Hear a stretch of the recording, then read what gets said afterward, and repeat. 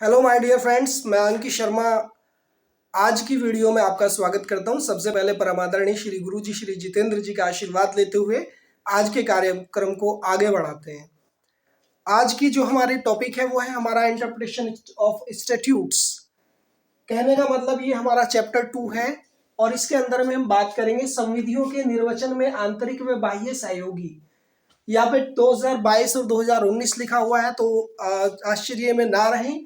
Actually जो आंतरिक ads आए थे, इंटरनल या इंट्रिंसिक एड्स आए थे, वो 2022 के पेपर में आए थे, लॉन्ग क्वेश्चन आया था। और जो एक्सटर्नल था वो 2019 में आया था, यानी कि जो बाह्य सहयोगी तत्व थे संविधियों के निर्वचन में, उससे रिलेटेड लॉन्ग क्वेश्चन जो है 2019 में आया था। ठीक है, तो इसी के बारे में हम चर्चा करेंगे। चैप्टर 2 है, इस चैप्टर में केवल यही दो टॉपिक हैं। तो first of all I would like to tell you that, बहुत इंपॉर्टेंट बात है, हमारे परम आदरणीय श्री गुरु जी जो जितेंद्र जी हैं, जिनका नाम अक्सर मैं लेता रहता हूँ, आज हम बुरी जगह वो अच्छी जगह हैं, वो हमेशा कहा करते थे कि अगर कहीं किसी लड़की का रिश्ता करना हो या लड़के का रिश्ता करना हो तो सबसे पहले क्या देखा जाता है। लड़की वाले भी वही देखते हैं और लड़के वाले भी वही देखते हैं। कहने का मतलब सबसे पहले क्या देखते हैं कि जो बातें बताई जाती हैं विवाह के लिए, विवाह प्रस्ताव के लिए कि भाई हम लड़की ऐसी है वैसी है, तो इन सारी बातों के बारे में बताए जाते हैं। जो हमने लड़की के बारे में बताया था वो हम ऑलरेडी डिस्कस कर चुके हैं। जैसे कि हमने बताया था उस सबसे पहले कि आपको संविधियों की व्याख्या, इंटरप्रिटेशन ऑफ स्टैट्यूट्स क्या होता है, इसके बारे में हमने चर्चा की थी। फिर हमने बात की थी आपसे कि जो निर्वचन होता है इसकी आवश्यकता क्यों होती है, हो गया। और अब बताया था फिर हमने कानून की विशिष्टियां, यानी कि जो स्टैट्यूट्स है उनकी विशिष्टियों के बारे में बताया था। 12 पॉइंट आपने इसके बारे में आपको बताए थे, जिसके अंदर में हमारी प्रस्तावना, लघु शीर्षक, दीर्घ शीर्षक, टिप्पणी, ये सारी चीजें आ गई थी, परंतु वगैरह, अनुसूची, स्पष्टीकरण, विराम चिन्ह, ये सारी चीजें हमारी इसके अंदर में आ गई थी। अब ये तो बता दिया था आपको लड़की के बारे में, भाई लड़की ऐसी है। ठीक है, अब लड़की जब देखने जाते हैं तब क्या करते हैं। आप में से बहुत सारे लोगों की अभी शादी नहीं हुई होगी, तो जब लड़की को देखने जाओगे तब क्या करोगे, अब उसके अंदर के जो खूबियां हैं उनको जानने की हम लोग कोशिश करेंगे। ठीक है, अब अंदर की खूबियों को जानेंगे कि भाई बच्चा करता क्या है, या लड़का करता क्या है, या लड़की करती क्या है, वो सारी चीजें हम लोग जानने की कोशिश करेंगे। फिर हम बात करेंगे कि उसका जो बाह्य मूल्य है वो क्या है, उन सारी चीजों की हम लोग बात करेंगे। तो कहने का मतलब जो लड़का हो या लड़की हो, शादी के लिए जो बात की जाती है, आज ये मत सोचना कि गुरुजी शादी वादी करवा रहे भी, मैं कोई शादी नहीं करवाता। तो कहने का मतलब ये है, समझाने के लिए एक एग्जाम्पल दे दिया। तो आज हम दुल्हन की जो है आंतरिक गुणों की बात करेंगे और बाह्य गुणों की बात करेंगे। तो जो दुल्हन के आंतरिक गुण है वो क्या है, वो है सबसे पहले मैं आपको स्क्रीन पे लगा देता हूं। सबसे पहला गुण है, यानी कि हम बात करेंगे दुल्हन के आंतरिक गुणों की। दुल्हन यानी कि संविधि के जो निर्वचन में सहयोगी तत्व होते हैं, आंतरिक तत्व होते हैं, वो कौन कौन से होते हैं। तो संविधि के निर्वचन में सहयोगी आंतरिक तत्व सबसे पहले आएगा हमारा, आप you can just check out on the screen, display पर आप देख सकते हैं। पहला आएगा कि किसी अधिनियम की प्रस्तावना। देखिए, कोई भी ऑर्डिनेंस है, कोई भी एक्ट है, उसकी प्रस्तावना मेन होती है, वो बताती है कि इसके अंदर में कौन कौन सी चीजें हैं और इसका उद्देश्य क्या है, ये मेन होता है। इससे पहले जब दुल्हन के बारे में बताया गया था तब भी ये प्रस्तावना वाला जिक्र आया था, यानी कि उस समय थे 12 पॉइंट। लेकिन अब बात करें उसके आंतरिक गुणों की, यानी कि अब उसके अंदर है 18 गुण। ठीक है, अब मिलान कर लेना कौन कौन से गुण उसकी कही हुई बातों से मैच कर रहे हैं। ठीक है, तो अब उसके आंतरिक गुणों की अपन बात कर रहे हैं। उसके बाद आता है कंटेक्स्ट। कंटेक्स्ट यानी कि संदर्भ। संदर्भ जो है संविधि का एक महत्वपूर्ण भाग होता है, महत्वपूर्ण हिस्सा होता है। इसमें क्या होता है कि जब द्विधा में कोई पड़ जाता है किसी केस को लेकर के, तो उस समय संदर्भ देखा जाता है कि ये जो नियम है, ये जो कानून है, वो किस संदर्भ से आया है। ठीक है, तीसरी बात हम करेंगे सामान्य या उपशीर्षक। जो सामान्य या उपशीर्षक होता है, अगर कोई धारा दी गई है, उसको समझने में कोई परेशानी आ रही है, तो जो उपशीर्षक है उस धारा को समझने में सहायता प्रदान करता है। इसलिए ये कह सकते हैं कि ये इसका एक सहयोगी और आंतरिक महत्वपूर्ण तत्व है। अगला हम बात करेंगे दोस्तों टाइटल। टाइटल यानी कि शीर्षक, जो हमारा पॉइंट है नंबर 4 पॉइंट है हमारा शीर्षक। शीर्षक क्या होता है उससे पहले भी हम बता चुके हैं, किसी अधिनियम का शीर्षक उसका आवश्यक अंग नहीं है, फिर भी अधिनियम की भाषा में शीर्षक जो है महत्वपूर्ण काम करता है, यानी कि पता उसी से चलता है कि ये क्या है, और जो व्याख्यान का सिद्धांत है उसके रूप में शीर्षक को प्रस्तुत किया जा सकता है। जो शीर्षक होता है वो सामान्य दिशा निर्देश तय करने में उपयोगी है, इसलिए जो शीर्षक है यानी कि पॉइंट नंबर 4 हमारा टाइटल जो है वो भी महत्वपूर्ण और आंतरिक अंग है। उसके बाद हम दोस्तों बात करेंगे जो पार्श्वांकित टिप्पणियां होती हैं यानी कि मार्जिनल नोट्स। मार्जिनल नोट्स के अंदर में क्या होता है, जो न्यायोचित चीजें हैं उनको एक नोट्स बना दिया जाता है, उसके अंदर में वो चीजें लिखी जाती हैं। उसके बाद हमारा नेक्स्ट पॉइंट आता है परंतुक। परंतुक यानी कि प्रोविजो। प्रोविजो हमारा क्या होता है, कहने का मतलब जो प्रोविजो होता है, मान ले कोई धारा दी गई है और उस धारा के अंदर में कहा गया है कि वह किसी तथ्य को स्पष्ट करने में असमर्थ है। जब स्पष्ट करने में असमर्थ है तो परंतु यानी कि जो प्रोविजो होता है वो क्या काम करता है, उस धारा पर प्रतिबंध लगाने का कार्य करता है। लेकिन अपवाद की स्थिति में मान ले फर्ज करो अगर किसी धारा में कोई ऐसी बात कही गई है जो अप्लाई नहीं हो रही है, तो उस दिशा में हम क्या करेंगे, जो परंतु यानी कि प्रोविजो है उसको देखेंगे कि इसके अंदर में क्या कहा गया है। उसमें कहा लिखा नहीं होता कहीं कहीं कि ये ऐसा है परंतु इन स्थितियों में ये ऐसा हो सकता है, तो वो परंतु कार्य करता है। अब हम बात करेंगे हमारी अगली जो चीज है वो है व्याख्यात्मक खंड, यानी कि जो व्याख्यात्मक वाक्य खंड होता है यानी कि इंटरप्रिटेशन क्लोज जो होती हैं। जैसे इंटरप्रिटेशन क्लोज आपकी आती हैं जैसे 4 क्लोज 1, 4 क्लोज 2, यानी कि जैसे पूरी कोई धारा है, धारा का नाम है परिभाषाएं। अब परिभाषाएं किस किस चीज की हैं, वो वर्णित करती हैं चीजों को स्पष्ट करने के लिए। जो इंटरप्रिटेशन क्लोज होती हैं या हमारे व्याख्यात्मक वाक्य खंड होते हैं उनको एक्सप्लेन करने का कार्य करते हैं। सही है। आगे जो हमारा पॉइंट है, दुल्हन का अगला गुण जो है वो है संयुक्तात्मक और विषय वक्तात्मक शब्द, यानी कि कंजक्टिव और डिसकंजक्टिव वर्ड्स, इनके बारे में बात करेंगे। देखिए न्यायालय के द्वारा कुछ एक चीजें हैं, कुछ एक बातें हैं जो स्पष्ट की जाती हैं और कुछ चीजें ऐसी हैं जो स्पष्ट नहीं की जा सकती। तो किन्हीं चीजों को जोड़ करके संयुक्तात्मक शब्दों का निर्माण किया जाता है और किन्हीं चीजों को हटा करके उनका जो अर्थ है उसको समझने का प्रयास किया जाता है। यही हमारा संयुक्तात्मक और विसंयुक्तात्मक शब्द होता है। विसंयुक्तात्मक यानी कि इसको हम कह सकते हैं वियुक्तात्मक भी, यानी कि वियुक्तात्मक भी। ठीक है, जो वियुक्तात्मक शब्द होते हैं हमारे, उनको जो संयुक्त शब्द हैं अर्थ समझने के लिए, सही जानने के लिए उसको हटा दिया जाता है और शुद्ध रूप से उसको स्वीकार कर लिया जाता है। तो ये होता है हमारे संयुक्तात्मक और वियुक्तात्मक शब्द। सही है। जो संयुक्तात्मक और वियुक्तात्मक जो शब्द था ये उस समय नहीं था जब दुल्हन के बारे में बताया जा रहा था, तो ये इसके गुणों के अंदर में आ गया इसलिए, है ना। तो इसका थोड़ा सा बताना जरूरी हो जाता है। नेक्स्ट पॉइंट हम बात करेंगे लिंग की। लिंग यानी कि जेंडर। जेंडर क्या होता है वो आप सब लोग जानते हैं, लेकिन कई बार ऐसा हो जाता है अगर संविधियों के अंतर्गत यानी कि स्टैट्यूट्स के अंतर में कोई शब्द पुल्लिंग बोधक शब्दों का प्रयोग किया जा रहा है किसी जगह पर, जो मतलब पुल्लिंग बोधक यानी कि जो मेल को दर्शा रहा है कोई शब्द, ठीक है, लेकिन वो जो है मेल और फीमेल दोनों पर यानी कि स्त्री और पुरुष दोनों पर समान रूप से लागू होता है।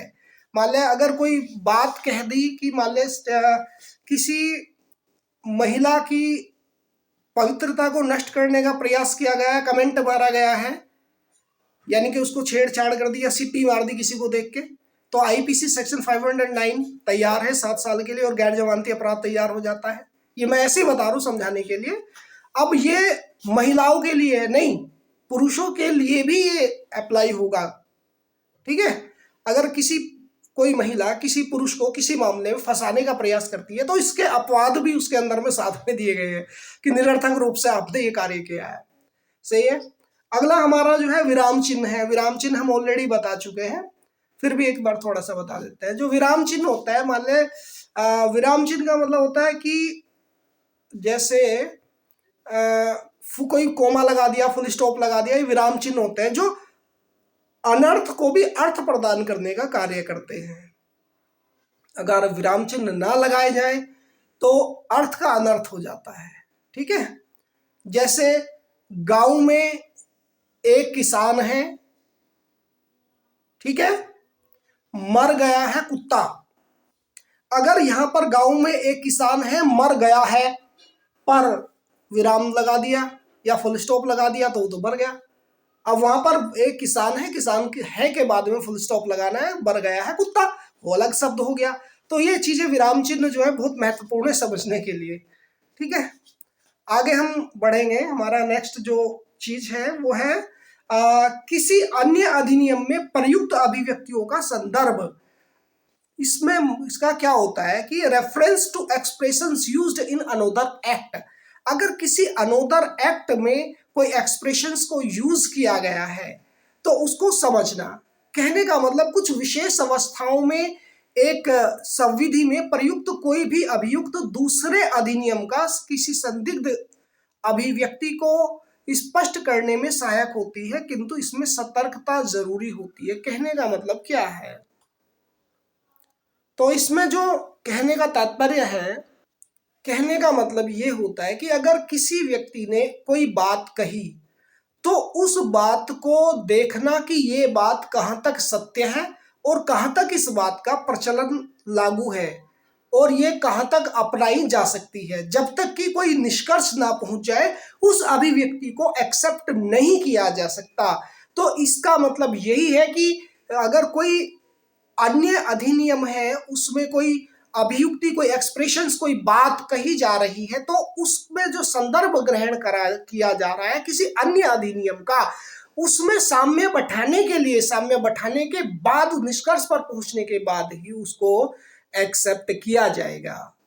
तो ये था हमारा पॉइंट नंबर 11। अब हम दोस्तों बात करेंगे पॉइंट नंबर 12 के बारे में, जो है हमारा पूर्व निर्णय। पूर्व निर्णय मतलब होता है हमारा प्रेसिडेंट्स। जो प्रेसिडेंट्स है, कई बार जो पूर्व निर्णय है, पूर्व निर्णय विधि नहीं होती है, कोई लॉ या कोई स्टैट्यूट्स नहीं होता है।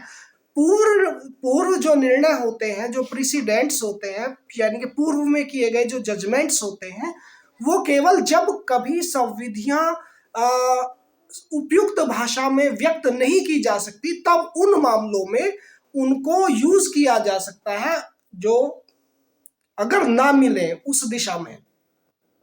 मान ले कोई आपका एक केस है, उसमें चीजों को प्रकट कर पाना उचित नहीं हो पा रहा है और विधि के अंदर भी वो चीजें नहीं मिल रही हैं, तो पूर्व में डिसाइडेड केस के on the behalf of pre decided cases के आधार पर आप उसको ले सकते हैं। ठीक है। अगली बात दोस्तों हम करेंगे, एक चीज और ध्यान रखना, जो पूर्व निर्णय है ये इतना प्रेसिडेंट्स यानी कि पहले न्यायालयों के द्वारा दिए गए जो निर्णय हैं वो होते हैं। उनके यूज कहाँ किया जाता है, एक बार फिर से मैं बता दूं, जहां पर विधि की भाषा को स्पष्ट नहीं किया गया है वहां पर पूर्व निर्णयों की सहायता से किसी निर्णय पर जो है पहुंचा जाता है। पूर्व निर्णय पहले वेरी शॉर्ट क्वेश्चन में भी आ चुका है। और अगला है महत्वपूर्ण है, अगला इसी के अंदर में पॉइंट है, वो है स्पष्टीकरण यानी कि एक्सप्लेनेशन। एक्सप्लेनेशन जो है ये आया था तुम्हारा 2017 के पेपर में, स्पष्टीकरण को समझाइए। ठीक है, 2017 में आया था ये वेरी शॉर्ट में आया था ये भी, तो इसको भी ध्यान देंगे। स्पष्टीकरण क्या होता है, अगर कोई धारा है वो लागू है, उस यानी कि अधिनियमित धारा है कोई जो अधिनियम के अंदर है और वो प्रचलन में है, उसको समझने में कोई परेशानी आ रही है तो उसको समझने के लिए जो स्पष्टीकरण टिप्पणी दी जाती है उसका सहारा लिया जाता है, तब उस पर किसी निष्कर्ष पर पहुंचा जाता है। कई बार आपने पढ़ा होगा कि कोई धारा दे दी, उस धारा के बाद दे दिया कि इस धारा में उपयुक्त उपबंधों के अधीन होते हुए भी अब उस धारा को पढ़ने के लिए जो उपबंध हैं अधीन होते हुए भी उनको पढ़ना जरूरी होता है। यानी कि जो स्पष्टीकरण है, प्रस्तुत की गई धारा का पूर्व भाग स्पष्टीकरण कहलाता है। जो धारा आपको बताई गई है उसका जो पूर्व भाग होता है वही हमारा स्पष्टीकरण कहलाता है। अब हम दोस्तों बात करेंगे तो दुल्हन के ये सारे गुण हैं आंतरिक, अभी तो बाहर से ही देखे हैं। चलो अब अगला जो गुण है हमारा वो आता है गुण नंबर 14, यानी कि अनुसूचियां, शेड्यूल। अनुसूचियां भी हमारे सहायक उपकरण के समान होती हैं। उन्हें अधिनियम की भाषा पर अधिभावी तो नहीं कहा जा सकता, लेकिन ये इंपॉर्टेंट होती हैं क्योंकि इन्हें संविधि के अंत में, स्टैट्यूट्स के लास्ट में संयुक्त कर दिया जाता है, जो व्यावर्ती संबंधी सूचनाएं बन जाती हैं। व्यावर्ती संबंधी सूचनाएं जो शेड्यूल्स होते हैं हमारे, अगर किसी बात में कोई धारा अर्थ को स्पष्ट न करती हो तो उस दशा में जो अनुसूची प्रपत्र है उसकी सहायता ली जा सकती है और न्यायालय द्वारा अनुसूची प्रपत्र को मांगा जा सकता है कि आप जो बात बता रहे हैं ये किस अनुसूची में है, वो लेटर जरा न्यायालय को दिखाइए। तो ठीक है, यहां पर ये ध्यान देने वाली दोस्तों बात है। अब बात करेंगे हम पॉइंट नंबर 15 के बारे में, शब्दों का अर्थ। देखिए यहां पर मेन बात ये जरूरी होती है कि शब्दों को, केवल उन्हीं शब्दों को न्यायालय या किसी प्रोसीडिंग्स के अंदर में उन्हीं शब्दों को ग्रहण किया जाना चाहिए जो धारा की सामान्य भाषा के समान हो, जो सेक्शंस दिए गए हैं उसकी जो जनरल लैंग्वेज है उसके इक्वल वो हो, केवल वही शब्द लेने चाहिए। इसमें ऐसा होता है कि कई शब्द जब समान अर्थ में प्रयोग किए जाते हैं, एक कोई शब्द है मतलब समान अर्थों में वो प्रयोग किया जाता है, तो उस दशा में क्या होता है कि अभिव्यक्तों का जो अभिव्यक्ति है उसका आशय बदल जाता है और वो मतलब उचित नियम नहीं माना जाता। तो उस दशा में क्या करेंगे, इसमें एक मामला है क्रेज ने बताया है, क्या बताया है, क्रेज ने ये बताया है कि शब्दों का केवल उन्हीं शब्दों का इस्तेमाल किया जाए जिनको प्रयोग करने की संसद द्वारा अनुमति और आशय प्रदान किया गया है, अन्य शब्दों को प्रयोग ना किया जाए। ठीक है। और दूसरी बात है कि एक केस है हमारा Tata engineering and locomotive company limited, Jamshedpur बनाम बिहार राज्य। इस केस में क्या बताया गया था कि भाई अगर कोई मामला हमारा व्यापार से बनता है या किसी सव्यवहार से बनता है या विनिमय से रिलेटेड कोई मामला ऐसा बनता है तो उस दशा में उन्हीं अर्थों का प्रयोग किया जाना चाहिए जो उस मामले के किसी विशिष्ट अर्थ को दर्शाता है। हालांकि भले ही वो जो अर्थ है साधारण अर्थ से अलग हो, लेकिन उसी अर्थ का, उस शब्द का अर्थ वही प्रयोग करना चाहिए। इंटरप्रिटेशन का मतलब ही ये होता है कि वही शब्द के जो अर्थ हैं वही प्रयोग किए जाने चाहिए जो कि उचित है।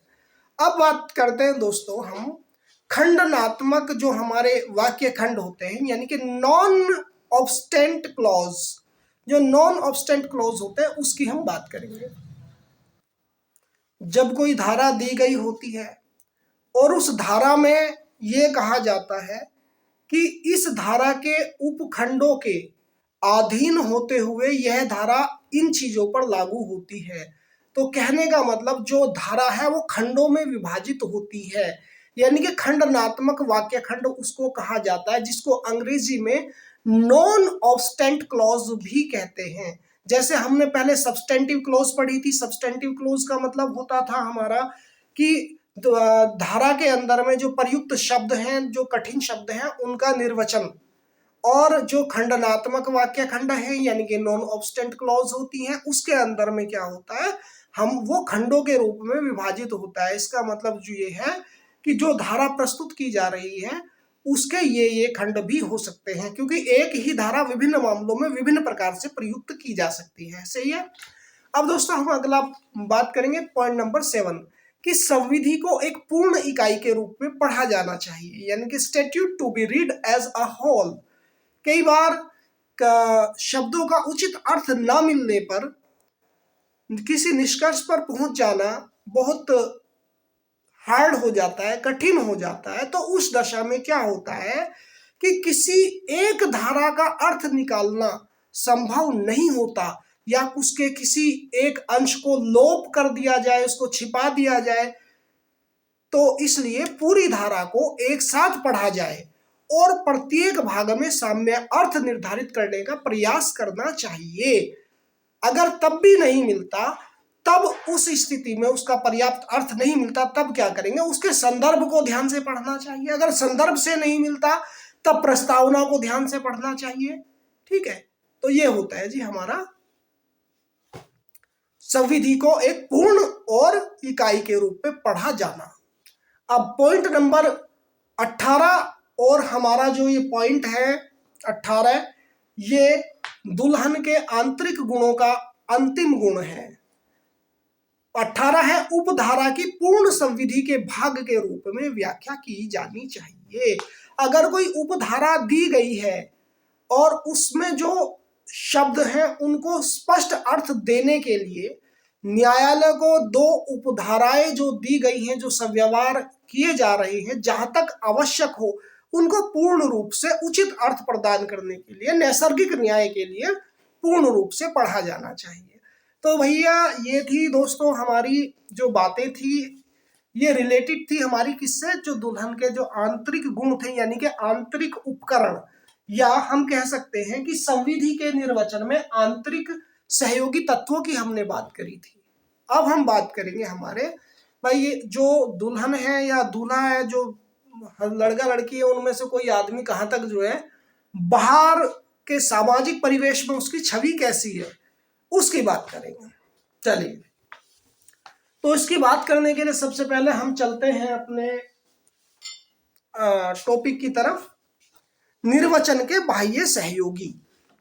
तो सबसे पहले हम समझते हैं जो निर्वचन होता है, निर्वचन के बाह्य सहयोगी क्या होते हैं। सही है।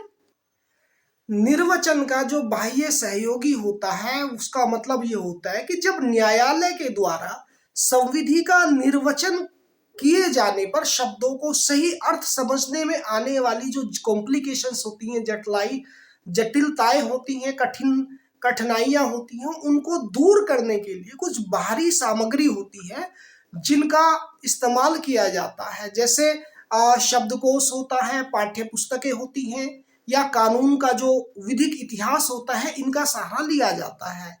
तो जो बाह्य सामग्री होती है, जो बाह्य सहयोगी सामग्री होती है, उसकी सहायता तब नहीं ली जाती जब संविधि के निर्वचन में दिए गए शब्द स्पष्ट और संदेह रहित तो हों।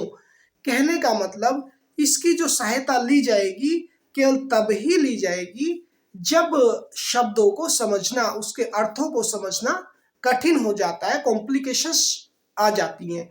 जैसे कई बार कुछ एक चीजें हैं, अब जैसे अयोध्या मंदिर है, अयोध्या मंदिर से रिलेटेड जो इतिहास था, अब उसमें कोई चीजें इतने साल तक तो कोई व्यक्ति जिया नहीं है, तो उसमें वेद पुराण इन चीजों की दलील दी गई है कि भाई हाँ यहाँ पर राम थे, या जो भी स्थिति रही थी, या कोई ऐसा मुद्दा है जैसे मुस्लिम लॉ से रिलेटेड कोई मामला ऐसा बनता है किसी चीज को लेकर के कि भाई ये जो कानून है, ये जो शरीयत कानून है, ये कहाँ तक वैध है। तो जो मोहम्मद साहब द्वारा दिए गए निर्देश हैं, जो आदेश हैं, उन आदेशों की दलील न्यायालय में दी जा सकती है, या कुरान को जो है न्यायालय में ले जाया जा सकता है कि भाई इसमें ये लिखा है, या श्रीमद् भगवद गीता को भी वहां पर ले जाया जा सकता है कि गीता के अध्याय इतने के अनुसार ये, क्योंकि ये हमारे जो चीजें हैं ये ऐसी चीजें होती है, इन पर कोई शक नहीं किया जा सकता। भाई हमारी बाइबल, कुरान, भगवद गीता, ये सारी चीजें दोस्तों ऐसी होती है। हालांकि भाई हमारा तो मानना यो है, देखो हम आपको बता दें कि भाई हमारा जो चैनल है इसमें ज्यादातर मेरे साथ में जो जुड़ने वाले लोग हैं भाई मोमडन भी हैं, हिंदू भी हैं, हम तो एक ही बात जानते हैं भाई, ये जो लड़ने लड़ाने का काम करते हैं ना, वे लोग करते हैं जिनके पास कोई काम नहीं होता है ना। तो कहने का मतलब मेरा तो है नहीं, किसी ने एक बात कही थी तो मैं वही बता दूं कि भाई किसी को गीता में ज्ञान ना मिला तो किसी को कुरान में ईमान ना मिला। किसी को गीता में ज्ञान ना मिला तो किसी को कुरान में ईमान ना मिला, और उस बंदे को आसमान में क्या खुदा मिलेगा जिसको इंसान में इंसान ना मिला। तो कहने का तात्पर्य दोस्तों यही है कि इंसानियत सबसे बड़ी चीज है। तो कहां से कहां टॉपिक को घुमा लाए, लेकिन यह भी समझनी जरूरी है क्योंकि आज तक जो नैतिक, आज के समय में लॉर्ड मैकाले की शिक्षा नीति चल रही है, और हमारी जो नैतिक शिक्षा है, जो संस्कृति है, उसको वो खत्म होती जा रही है। वेस्टर्न कल्चर हम लोग अपनाते जा रहे हैं, एक दूसरे के दुश्मन होते जा रहे हैं। आजकल कोई किसी की सहायता करने के लिए तैयार नहीं है भैया। तो यही चीजें, इंसान में इंसान को देखो, अगर इंसान में इंसान मिल गया तो ऊपर भगवान मिल गया, खुदा मिल गया, सब चीज यही है। तो कहने का मतलब जो निर्वचन था, वापस टॉपिक पे आ जाते हैं, निर्वचन के जो बाह्य सहयोगी अंग होते हैं वो क्या है हमारी, वो यही है कि अगर किसी शब्द को समझने में कोई परेशानी आ रही है तो पाठ्य पुस्तकों का, कानून का, या जो ऐतिहासिक पृष्ठभूमि है उनका सहारा लिया जा सकता है। अब हम बात करेंगे, हाँ, जो हमारी बाह्य सहयोगी अंग है वे जी हमारे 10। पहला हम बात करेंगे पाठ्य पुस्तकें। पाठ्य पुस्तकें ये है कि अगर किसी अधिनियमित शब्द को सही अर्थ में प्रस्तुत करने के लिए पाठ्य पुस्तकों का सहयोग भी न्यायालय ले सकेगा। ये न्यायालय के पास में पावर है, ये न्यायालय के पास में शक्ति है, सही है। और ये जरूरी नहीं है कि उनमें दी गई राय से न्यायालय सहमत हो। हाँ, न्यायालय जो है पाठ्य पुस्तकें जो होती हैं उनकी जो राय है वो ले सकता है, लेकिन उनको मानने के लिए ही इज नॉट बाउंडेड, वो जो है सॉरी, वो बाध्य नहीं है कि उसको माने ही माने, सही है। तो जैसे कि एक केस था केशवानंद भारती बनाम स्टेट ऑफ केरल, यानी कि केरल राज्य। इसमें बड़ी संख्या में पाठ्य पुस्तकों को मतलब न्यायालय के सामने प्रस्तुत किया गया था, उनके जो विचार हैं उनको जानने के लिए, क्योंकि बड़ा मामला था भाई, मठ का मामला था, 1985 का मामला था ये। तो इस मामले में बहुत सारी किताब सामने रखी गई, पाठ्य पुस्तकों को रखा गया, लेकिन इसमें भी ये देखा गया कि जज जो है, जो माननीय न्यायाधीश महोदय हैं, वो उन पाठ्य पुस्तकों में दिए गए मत या विचार से सहमत होने के लिए बाध्य नहीं है, और उनको ज्यादा महत्व न देकर कानून के संदर्भ को दृष्टि में रख के निर्वचन करने के लिए स्वतंत्र है, और वो एक कुशल नीति भी है, ठीक है। तो कई बार चीजों के अर्थ ना मिल पाने पर किताबों का, पाठ्य पुस्तकों का, धार्मिक ग्रंथों का भी प्रयोग किया जा सकता है। अब दूसरी बात करते हैं दोस्तों, पॉइंट नंबर 2 हमारे इसमें चलता है शब्दकोश। जो शब्दकोश है हमारा वो क्या होता है भाई, अगर कोई शब्द नहीं मिल रहा है तो न्यायालय शब्दकोश यानी कि डिक्शनरी, कानून के प्रयुक्त शब्दों के निर्वचन के लिए उनके साधारण अर्थ के रूप में, संदर्भ के रूप में ग्रहण करना चाहिए। यानी कि शब्दकोश किसी शब्द के अनेक अर्थों को बनाता है, अतः शब्दों के अर्थों को जानने के लिए शब्दकोश अत्यंत सहायक होता है, और किसी शब्द के सामान्य अर्थ को जानने के लिए न्यायालय शब्दकोश की मदद ले सकता है। इसके लिए न्यायालय को कानून के उद्देश्य, ध्येय और संदर्भ को ध्यान में रखना जरूरी है, ठीक है। जो कानून का अर्थ है, जहां तक कानून यूज करने की जो विधायक द्वारा, लेजिस्लेचर द्वारा अनुमति है, वो वहां तक उसको प्रयोग करें, ठीक है। अब हम इसमें एक केस लेते हैं, Motipur Zamindari company private limited बनाम बिहार राज्य। इसमें क्या हुआ था, बिहार में क्या हुआ था कि जो ग्रीन वेजिटेबल्स थे उनको लेकर के एक विवाद उत्पन्न हो गया था कि क्या जो गन्ना है, गन्ने को भी सब्जी के रूप में शामिल किया जा सकता है, क्योंकि गन्ना भी ग्रीन होता है। तो इस पर जो माननीय सुप्रीम कोर्ट है उसने ये निर्णय दिया था कि जो चीजें हमारी जो रसोई घर है उसमें रखी जाती हैं और उनको भोजन के साथ में प्रयुक्त किया जाता है, केवल वही वस्तुएं हमारी जो है खाद्य पदार्थों के रूप में प्रयोग की जाएंगी, वही चीजें हमारी जो है ग्रीन वेजिटेबल्स के रूप में आएंगी। इसलिए गन्ना जो है भोजन के साथ नहीं खाया जाता, इसलिए गन्ने को हरी सब्जियों के अंदर में नहीं रखा जाएगा। तो ये Motipur Zamindari company private limited versus state of Bihar वाला केस था, ठीक है। ऑल इंडिया रिपोर्ट 1962 के तहत ये मामला दिया गया था दोस्तों। तो इसी क्रम को आगे बढ़ाते हुए हम बात करेंगे, हमारा जो अगला पॉइंट है ऐतिहासिक पृष्ठभूमि। ऐतिहासिक पृष्ठभूमि क्या होती है? देखिए, किसी अधिनियमित शब्द को या कोई ऐसा शब्द जो अधिनियम के अंदर है उसको समझने के लिए न्यायालय जो विधिक इतिहास है या अन्य ऐतिहासिक तथ्य है उन पर भी विचार कर सकता है, और अगर जरूरी समझे तो न्यायालय को अगर ये लगे तो उसका सहयोग लेने में पूर्ण रूप से स्वतंत्र है। ओके, अभी इसी क्रम को आगे बढ़ाते हुए अपना नेक्स्ट जो पॉइंट है अपन बात करने वाले हैं विधायी इतिहास के बारे में। विधायी इतिहास हमारा होता है लेजिस्लेटिव हिस्ट्री। जो लेजिस्लेटिव हिस्ट्री है वो क्या होता है? देखिए, पहले के समय में क्या होता था कि जो कोर्ट होता था, कोर्ट किसी कानूनी सलाह के लिए विधायी इतिहास का भी अध्ययन करता था, लेकिन अभी वर्तमान समय में उन सारी चीजों का लोप होता जा रहा है। तो इस सिद्धांत का जो आधार है वो ये है, विधायक यानी कि जो लेजिस्लेचर है उनके द्वारा जो शब्दों को व्यक्त किया जा चुका है पार्लियामेंट के अंदर में, जिनको लेकर के कानून बनाए गए हैं, केवल उन्हीं शब्दों का प्रयोग किया जाए। किसी विधायक के व्यक्तिगत विचारों को न्यायालय प्रभावित नहीं कर सकते। अगर कोई विधायक कोई लेजिस्लेचर है उसके जो पर्सनल व्यूज है उसको जो है न्यायालय प्रभावित नहीं कर सकते। ओके, अभी हम अपन अगली जो बात करेंगे हमारी वो है भारतीय विधि आयोग की रिपोर्ट, यानी कि report of law commission of India. जो लॉ कमीशन ऑफ इंडिया की जो रिपोर्ट है उसका जो प्रयोग वहां हो सकता है जहां एक्ट के जो प्रोविजंस है उन पर कोई अर्थ है जो डाउटफुल हो, यानी कि इसका जो यूज किया जाएगा, इसका जो प्रयोग किया जाएगा वहां पर किया जाएगा जहां पर इसके प्रोविजंस का जो अर्थ होता है उस पर कोई डाउट हो, संदेह हो, शब्दों के स्वाभाविक अर्थ पर वो विपरीत प्रभाव डालता हो, तो इसका प्रयोग नहीं किया जाएगा। अगर किसी शब्द के अर्थ पर विपरीत प्रभाव डालेगा तो वहां पर इसका यूज नहीं किया जाएगा। फ्रेंड्स, अगली हम बात करेंगे दोस्तों, हमारा जो नेक्स्ट पॉइंट है अनुवाद यानी कि ट्रांसलेशन। जो ट्रांसलेशन होती है भारतीय संविधान में, जैसे कि हिंदी को राष्ट्रभाषा के रूप में मान्यता प्राप्त होती है, इसके साथ ही अन्य भाषाओं को भी विधिक मान्यता दी गई है। तो जिसमें केंद्र जो अलग अलग एक्ट होते हैं, अलग अलग राज्य होते हैं, अलग अलग भाषाएं होती हैं, वहां पर जो कानून है कानून को वहां के स्थानीय भाषा के रूप में अनुवादित किया गया है, ट्रांसलेट किया जाता है। तो जैसे राष्ट्रभाषा हमारी हिंदी कानून के अनुसार मानी गई है, लेकिन विधिक भाषा के रूप में भी इसको स्वीकार किया जाता है स्टेट वाइज, क्योंकि 22 भाषाओं का समावेश है तो अलग अलग स्टेट में है।